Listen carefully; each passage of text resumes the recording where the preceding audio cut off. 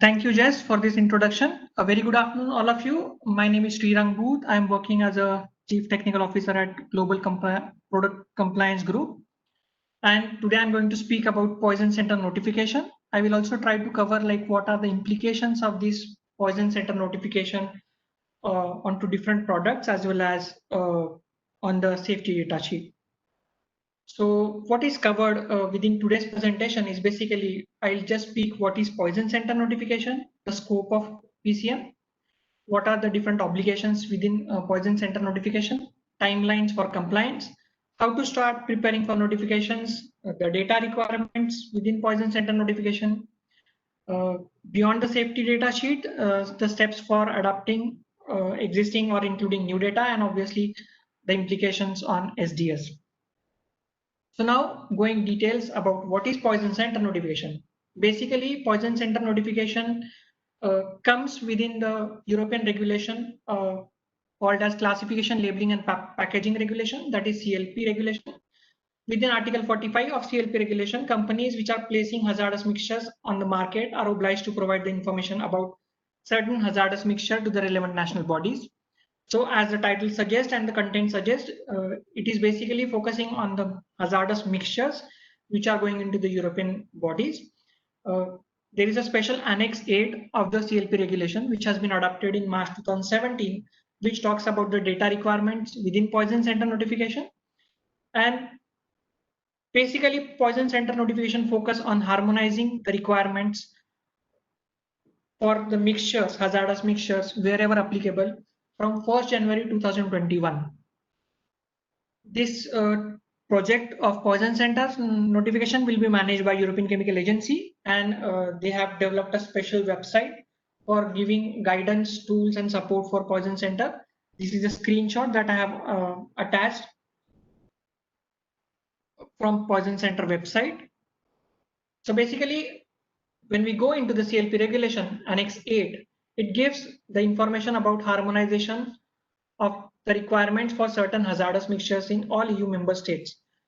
Earlier, there was no information available for the sub mixtures with the poison centers, but the poison centers had information about the substances which are hazardous in nature, and if there is some emergency comes, everybody can call the poison center of the relevant national bodies and they can get the information, but they don't have the information about the mixture. So poison center notification as a concept has come up within the CLP regulation, which talks about giving or collecting the information or making harmonized information about the hazardous mixture so that it can be used by the poison centers for the purpose of making an emergency health response.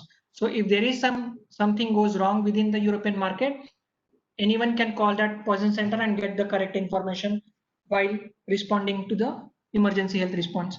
So this harmonized information will be prepared into a standard format, which is into the XML format. It is very similar to the member dossier that normally prepared by the companies who have registered the chemicals within EU region. So Annex 8 of CLP regulation talks about the data requirements, harmonized data requirements for the hazardous mixtures for all EU member states.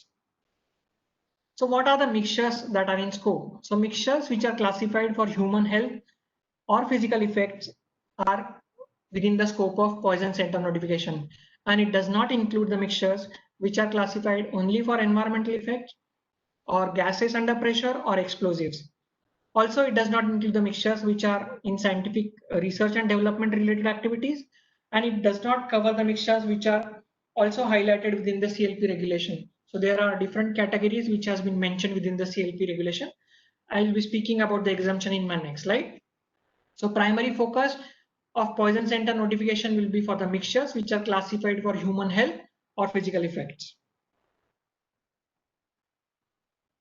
So what are exemptions within poison center notification? The mixtures which are not covered by the CLP Article 2, which basically talks about the medicinal products, veterinary medicinal product, cosmetic product, medical devices, food and feeding stuffs, including that are used for food additives, flavorings in foodstuffs, additives in feeding stuffs, and in animal nutrition. As I told earlier, the mixtures used for research and development are not covered. Also, the mixtures which are classified only for the environmental effects, those are exempted from the poison center notification. The mixtures which are only classified for gases under pressure or explosive are also exempted within poison center notification. So who has the obligations under Article 45 or Article 4 point number 10 of the CLP regulation? I mean, who has the obligation to comply with the poison center notification? It basically stipulates the general obligations to comply for the distributors. So primary duty holders are the importers and the downstream user of the mixture, but now it has been further extended the responsibility to the distributors. So downstream users can be a formulator, toll formulator, repackager or refiller, and the distributor can be a relabeler, rebrander or retailer. So everybody who is placing the mixtures which are hazardous in nature needs to do the poison center notification within the obligations of Article 45 of the CLP regulation.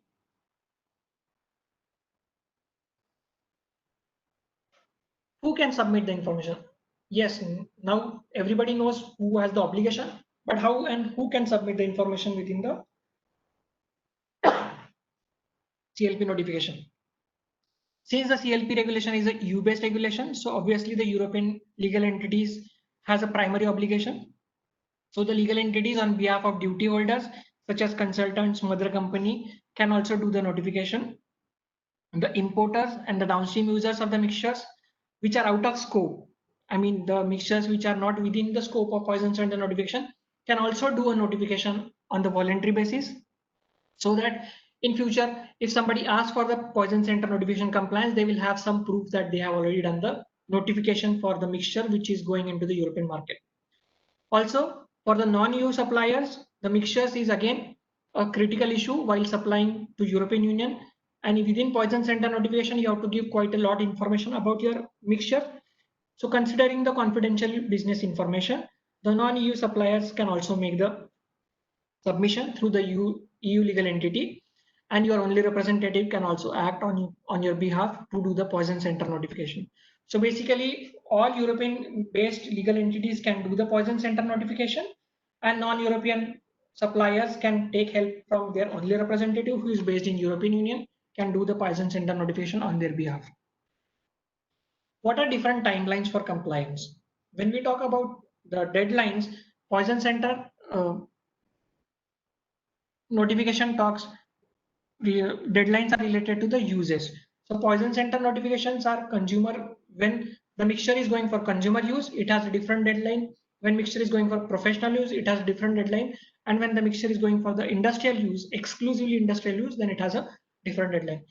So in 2017 March, the Annex 8 harmonized information of CLP regulation has been adopted, and they have set a deadline of 1st January 2021 for all the mixtures which are going for consumer use as well as professional use to do the poison center notification. And if the mixture is going exclusively for industrial use, then they have the deadline of 4th January 2024. The companies who have already done the notification to the poison centers earlier to this regulation, there is a special transition period exists for those products which will end from 1st January 2025. And all mixtures which are going into European Union from 1st January 2021 based on the uses, they have to comply with the poison center notification. So how to decide a compliance date? So there is a case example which I'm trying to share here. So there is a formulator who is formulating a mixture, and he is supplying to 3 different formulator in European Union. So formulator 1 is supplying to formulator 2, which he is using for industrial purpose. The same mixture is going to formulator 3, who is using that mixture for the professional end use. And the same formulator 1 is supplying the mixture, same mixture to some formulator 4, who is using that mixture into the consumer end use. So for the consumer end use or the professional end use, the deadline or for compliance for poison center notification will be 1st January 2021. And formulator 2 has a timeline of 1st January to 2024, since he has been using the mixture for industrial use purpose only. So either formulator 1 can do the notification, or even formulator 1, 2, 3, 4 can simultaneously do the poison center notification. It depends upon the situation how it goes. I mean, how you have a agreement with your buyer. but the deadline will be decided based on the use of the mixture into the European Union.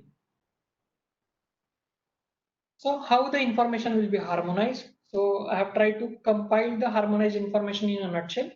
So basically submission format is Euclid compatible. So in Euclid only you can prepare a Poison Center notification. It needs basically the submitter details, the name and address, which has to be consistent with the label. So label should also have the information about who has submitted the Poison Center notification. Then obviously it needs about the product information, the trade name, packaging details, use details and colors. Then it talks about the mixture information. What is the classification and labeling information of that mixture? What is the toxicological information about the mixture? Compositional details of the mixtures, pH and physical state. Then it talks about a new concept, which is a 16-digit number called as unique formula identifier, or in short UFI. This number needs to be generated for each mixtures which is going into European Union, and this unique formula identifier will make a link between the product and the submitted mixture information with the Poison Center notification. So this UFI will play an important role within the Poison Center notification. With this UFI number, the customs will know, or anybody can, I mean the Poison Center people can easily trace the link between the product and the whatever information that you have submitted with the for that particular mixture. I mean the hazard related information, and they will be able to quickly respond to that particular emergency health call which has been received at their end. My next slides will talk about more detail about this information, how the Poison Center notification information requirements can be fulfilled. So when we go about the Poison Center notification information, it talks about the mixture related information. So all the complete trade names, the names, different names of the mixtures of the product, as whatever is appearing on the label also needs to be submitted with Poison Center notification. It has to be further supported with the toxicological information required, which can be collected from the section 11 of the safety data sheet, and it has to be submitted with the language where the product is being landed. So for example, the mixture is going to land in Spain, then obviously you have to also give the toxicological information in Spanish. If the mixture is going to land in Italy, then you have to give the information, toxicological information in Italian language as well. So it is important where the mixture is landing. Based on that, you have to decide, you have to give that toxicological information into that particular language. Same goes with the hazard classification and labeling related information. You have to give the, based on the toxicological information, you will arrive to the classification, which will be obviously have the information related to the hazard class, category, hazard pictogram, signal word, hazard and precautionary statements, etc., which normally goes into your labeling information as well. Poison Center notification also needs some physicochemical properties such as color, pH, and physical state. They consider this is important because while dealing with the particular mixture, the physical state is important. It plays a major role while deciding the classification of the mixture as well. Staying with the toxicological information from section 11 of the SDS, it means that your SDS also needs to comply with the European REACH regulation. So SDS has to be as per Annex 2 requirements of the REACH regulation. When we talk about the mixture, you have to also give the compositional details about the mixture. So within Poison Center notification, 100% compositional details needs to be mentioned. When earlier, when we talk about SDS, you normally don't give the full complete compositional details in your SDS, but within Poison Center notification, you have to give the complete details about the mixture components. If the mixtures components are classified components, then you have to consider more than 0.1% weight by weight, which is going into your final mixture, the component details. And if the component is not classified component, then you have to go down to minimum 1% of the component which is going into your mixture. So it is very important. Here I have shared an example where there are 3 different components which are going into mixture. So all the details about the composition which is going into a final mixture needs to be given. In case of mixtures in mixture, it is further complex and you have to collect as much as information related to the compositional details of the mixtures in mixture, which is also called as MIMS in short. When we talk about the product identifiers, you have to also give the substance details, cache numbers, IUPAC name, INCI code. In case of mixture in mixture, you have to also give the trade names, and where there are suppliers who are not sharing the information about their mixtures, which is going into your mixture in mixture, then you have to get the UFI from them so that you can tag that UFI to your mixture in mixture. Then you have to also give hazard classification of the components.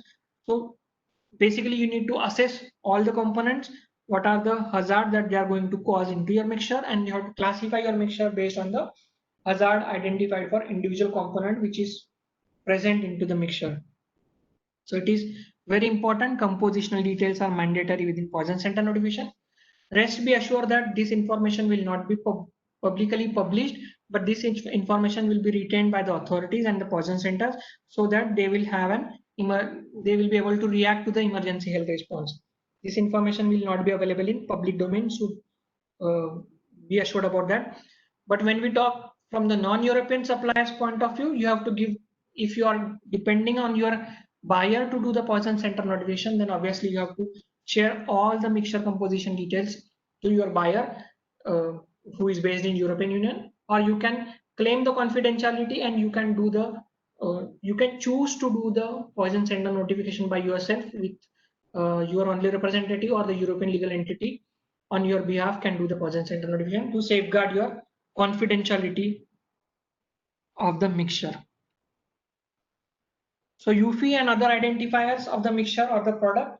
So you have to generate a UFI, unique formula identifier, which can be easily generated with the help of ECHA website. There has been different tools which they have given, but please note that you can generate multiple UFIs for your single product. Here I have just tried to share an example where there is a formulation which is going into 3 different products. So you can generate 3 different UFI for the 3 different products, or you can have single UFI for a mixture and that single UFI can be used by the 3 different products. It is completely optional and you have to take a call how you want to use. But the best possible solution is that you get a UFI for your mixture and then the same UFI can be supplied for different products if the mixture is going into different product. When we are talking about the product information, then obviously your mixture is a final product which is going into European Union. So you have to tell what are the uses where the mixture is going to be used, what is the end use of the mixture, whether it is a consumer use, professional use, or the industrial use. As told before, these uses will decide the deadline for Poison Center notification. So it is mandatory to give the use details. Then also it is mandatory to give the product category, which is based on the intended use. And it has to be selected from the European product categorization system. So UPSES is the special format wherein you can give the special number to your product category. It is very similar to the use details which you used to give in your member dossier. While doing the registration, you have used the PC, PROCs, ERC, environmental release category, process category, product category numbers. It is very similar to that. This is the European product categorization system, which talks about, I have just tried to share an example here, wherein you get an idea how the product category looks. So it is PC stands for product and C stands for chemical product. Then obviously third level is for CLN, which is for the cleaning, care and maintenance product. And fourth and fifth level is for the numbers which defines the use of that particular mixture which is going into that particular product. So we can obviously help you out to get this product categorization details and the individual packaging types you have to, and their sizes.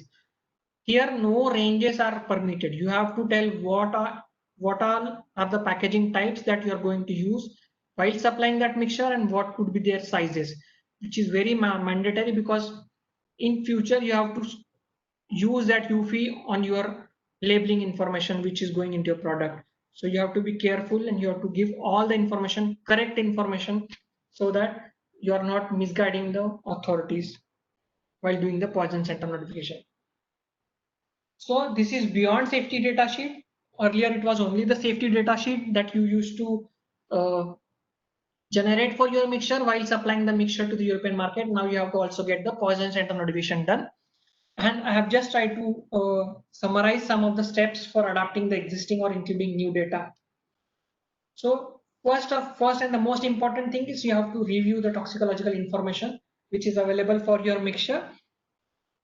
Normally you add all the toxicological information in section 11 of the safety data sheet. And again, you have to check whether your safety data sheet is according to Annex 2 of the REACH regulation. Obviously, as told before, you have to also check which all countries your mixture is going, so that you have to prepare the toxicological information into that particular national language of the member state where the mixtures will be placed into the market. For the multi-market submission, it must include in every language, and English is otherwise a preferred language to do the or give the toxicological information. So you collect all the information, toxicological information, which is available for your component, and then start preparing for the classification of your mixture so that you know your obligation within poison center notification. Then assign the concentration to all components. This is again a mandatory steps. You have to assign correct concentration to that particular component which is going into a mixture. Earlier you were just disclosing the hazardous component in your SDS, but now you have to also give the non-hazardous components for the poison center notification. So you have to give exact concentration, or sometimes concentration ranges if your mixture is going into different product categories. The allowed range of concentration will depend upon the hazard category which is reported in Annex 8 of the CLP regulation. So you cannot have the broad ranges of your components because that ranges is going to decide the classification of your mixture. So you have to judge the range based on the classification criteria for that particular mixture. If the concentration ranges goes beyond allowed limit, then you have to do different notifications for the different classification of the mixture. So you can do 2 or 3 notifications for the same mixture with 3 different UFIs. So it is mandatory that you have to get the correct concentration. So now you have all the component details, you have all the concentration details, you have all the toxicological information. Now you need to decide the classification for your mixture. So how you will decide the classification for your mixture? So these are the 5 basic steps while deciding the classification for the mixture. First, identify all available information for the components which are going into your mixture. Then examine and cross-check whatever information is available with you, whether it is relevant and reliable or not. Then evaluate against the values which you got for your components against the classification criteria which is mentioned into the CLP regulation. Once you cross-check with the classification criteria, you can decide on the classification and labeling information, and then you can review finally based on all components the final classification for the mixture which is going into the European market. So you can repeat this flow multiple times based on the different number of components, different number of concentration ranges which you will be using, so that you will be able to correctly classify your mixture and you will be able to correctly notify or give the information to the poison centers of the relevant national bodies. In case your mixture or the components have the classification which is highlighted as acute toxicity or specific target organ toxicity category 1 or 2, or specific organ toxicity repeated exposure category 1 or 2, skin corrosion category 1A, 1B, 1C or 1, and serious eye damage 1, then they are considered as the components of major concern. And then you have the maximum width of concentration range which needs to be considered while deciding the classification of the mixture if those classified components are present in your mixture. So you have to be very careful while deciding which all information which will be published into the safety data sheet of your mixture, and which eventually is going to land into the poison center notification dossier. Also, it is important while declaring mixture in mixture and their components. So it is very challenging in case of mixture in mixture, but there is no option for you. You have to get this information. So either you get a full composition from the MIM supplier, so the mixture in mixture supplier. Once you have the full information, full compositional details, there is no worries. But in case there is no full information which will be supplied by your supplier, then you have to request for a UV of the mixture which you are using into your mixture. So they have to minimum give the UV as well as the mixture in mixture supply details.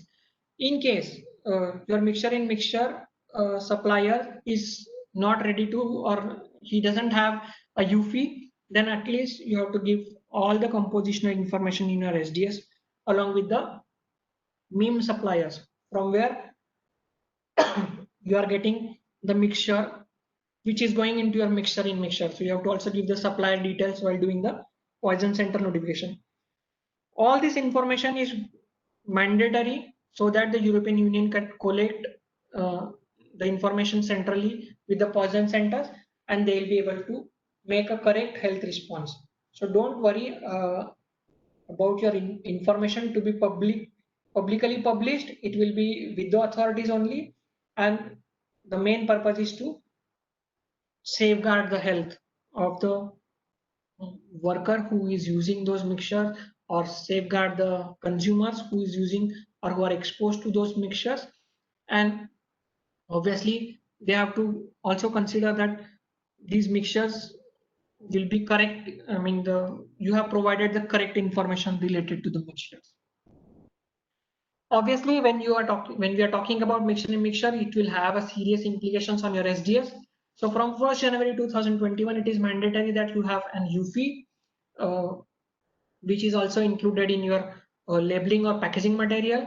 There is no place which has been decided to include the UV on your label, but you can decide by yourself where you want to keep the UV number. It has to be identified. Also, when the product is not going for consumer use or professional use, and it is exclusively going for the industrial use, then UV should be mentioned on into the section 1.1 of the SDS. In case of industrial use, UV is not mandatory to put onto the packaging material or on the label, but it has to go minimum into the section 1.1 of the SDS, where you are going to give the registrational details of your components into the mixture. So you have to plan the printing of UV on the label, and it has to coincide with the submission information. Whatever UV you are generating, it has to be an active UV, right? So in case of mixture in mixture, again I'm repeating, the compositional details are not available, and it is not mandatory to give into SDS, but it is mandatory to give the information to the poison center notification. It is mandatory to have the UV on your SDS from 1st Jan, and UV has to be the UV which has been gone into the poison center submission. You just cannot have a UV generated on the website which is offline generated UV, and you're just placing that UV onto the label, because that UV, the offline UV, will be treated as dead or inactive UV. So you have to have a UV which has gone into the submission, so that that UV becomes live when it goes with the poison center notification. You have to do the mixture classification correctly. All data should be presented in SDS as per the classification. So whatever classification, the toxicological information should match with the classification. There should not be no mismatch between the information in section 11 as well as in section 2 of the SDS. Also, M factor or the specific concentration limits which you are using, that also needs to be mentioned into the section 2, which is the classification of the SDS, so that the authorities will know on what basis you have done the classification, and you will have the valid justification while giving the information about the classification of your mixture. So this is a sample label which you feel, which I have just tried to share with you. It's a routine, very regular label. The UV I have added just below the product name, which has the component details, and I have added the UV just below that. You can place anywhere your UV, but you can see here the mandatory that you have to tell the size of the packaging, and that packaging size has to be correct, and it has to be also mentioned into the poison center notification. This is a sample label with UV, which you will be able to see from 1st January 2021. Now coming to the closure, there are some stepwise actionable points that you can do. First, you need to identify the competent person or a consultant who can do the activities for PCN compliance within your premises. So obviously identify a person who knows everything about your company and he has all the details about the product which are manufactured into the company. Identify and verify if you're manufacturing and exporting mixture or mixture in mixture, and then start preparing an inventory of the mixture along with its ingredient, components, who is the manufacturer, where it is going into EU, what all data is available for that particular component, so that you will be able to classify, you will be revisit the classification of your mixture. Verify, because verifying and compiling the classification of mixture is very mandatory as per the CLP regulation, as well as for the poison center notification. And then you will be validate your SDS based on the change classification. In case you want us to help, yes, GPC can help you to do the pre-assessment for your mixtures to know whether you have PCN obligation, compile the data required for poison center notification, and notify, and we can also help you out to do the notification on your company's behalf. Just for your information, poison center notification, again I'm repeating, it is applicable to only mixtures which are classified for human health hazard and physical hazard. It is not applicable to the mixtures which are classified for the environmental hazard, but as a proactive step you can do the notification, poison center notification for the mixtures which has only environmental hazard as well, so that you have a proof, you have a valid UFI while supplying, and there is no confusion or no questions from your buyer while supplying the mixtures to the European Union. I hope this gives you an overview about the poison center notification and the data requirements within poison center notification. Thank you very much for patiently listening, and I'm ready to take all the questions that you have, and please feel free to ask the questions so that we can discuss in more details. Thank you very much once again.